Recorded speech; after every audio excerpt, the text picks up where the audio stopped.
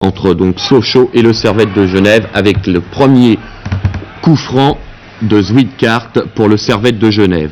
La rencontre est partie très rapidement, sans round d'observation. Face à cette équipe du Servette de Genève très décidée, les Sochaliens ne s'affolent pas. Petit à petit, ils s'organisent et prennent même le contrôle des opérations.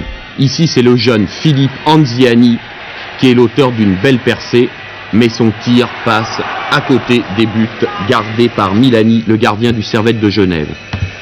Les Sochaliens ont du mal à prendre en défaut la défense du Servette de Genève, une défense qui est le point fort de cette équipe. Ainsi, après 35 minutes de jeu, les Sochaliens n'ont toujours pas trouvé l'ouverture.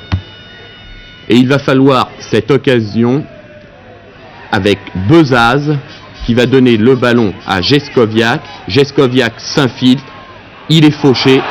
L'arbitre, M. Miguel Pérez, donne un coup franc justifié à l'équipe sochalienne. Patrick Rovelli le tire et Jeskoviak surgit et de la tête ouvre la marque 1-0 pour Sochaux. On va revoir ce but au ralenti. Le gardien du Servette de Genève est peut-être un peu parti à l'aventure sur ce ballon. 1-0, c'est le score à la mi-temps.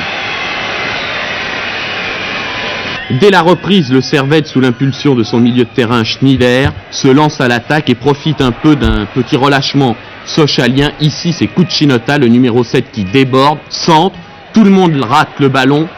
Mustapha le reprend et heureusement pour Sochaux, un pied a repoussé cette action. Un coup franc dangereux, Rust des 2 points sauve son camp. À cet instant, Sochaux ne paraît pas être sur la très bonne voie. Heureusement, au milieu du terrain, Bernard Genghini met un peu d'ordre. Genghini a été hier soir le meilleur joueur de l'équipe sochalienne. On va le retrouver très rapidement après ce coup franc tiré par Patrick Rovelli. Ruti va donner le ballon à Genghini. Les deux hommes échangent à 1-2. Genghini se retrouve dans la surface de réparation et là il est fauché. L'arbitre Miguel Pérez indique le penalty. Kivezik transforme en prenant à contre-pied le gardien du Servette de Genève.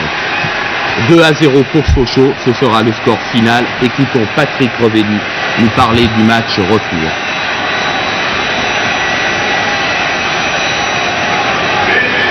Qu'est-ce que vous direz à vos coéquipiers, vous qui êtes un peu l'ancien et l'habitué des Coupes d'Europe, avant le match retour, si vous avez un conseil à leur donner?